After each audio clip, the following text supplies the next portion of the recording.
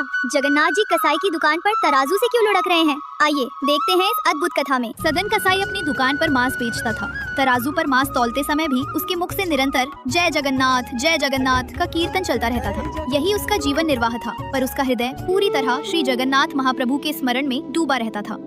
एक दिन कीर्तन में इतना लीन हो गया कि उसे पता ही नहीं चला कि तराजू में बाट की जगह उसने साक्षात शालिग्राम जी रख दिए हैं और उसी तराजू से वो मांस तौलने लगा। उसी समय वहाँ से एक महात्मा गुजर रहे थे। उन्होंने ये दृश्य देखा तो चौंक गए और तुरंत बोले, अरे ये तुम क्या कर रहे हो? ये तो साक्षात शालिग्राम जी हैं। इतना बड़ा पाप!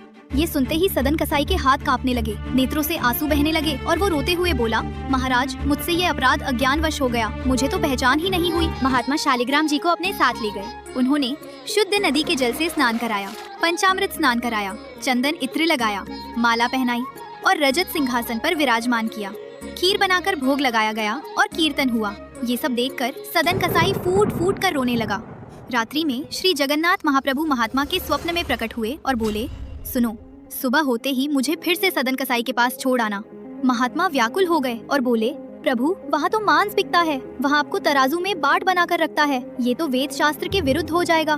तब श्री जगन्नाथ महाप्रभु करुणा से बोले, क्या मुझे सुख स्नान में मिलता है, सिंहासन पर बैठने में, भोग में, माला पहनने में? और फिर कहा, मुझे तो आनंद तब आता है जब सदन कसाई की तराजू में मैं लुढ़कता हूँ और वो मुझे तौलते समय कीर्तन करता है। मुझे उसी के पास छोड़ाओ। महात्मा आज्ञा मानकर शालिग्राम जी को वापस ले आए। जब सदन कसाई ने ठाकुर जी को फिर अपने पास देखा तो उसके नेत्रों से अश्रुधारा बहने लगी। वो मन ही मन बोला, नाथ, मैं इतना पापी और गंदा व्यक्ति और आप मुझसे मिलने के लिए व्याकुल। उसी क्षण उसने अपना व्यापार छोड़ने का निश्चय किया।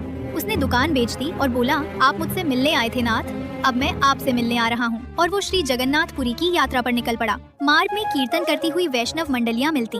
उसका मन करता कि वो भी साथ चले, पर लोग पहचान कर कहते, अरे हटो, ये तो कसाई है, इसके साथ चलेंगे तो हम अपवित्र हो जाएंगे। सदन कसाई चुपचाप मुख्य मार्ग छोड़ देता और कंटीले रास्तों से चलता हुआ मन ही मन कहता, मेरे चलने से मार्ग भी अपवित्र ना हो जाए नाथ।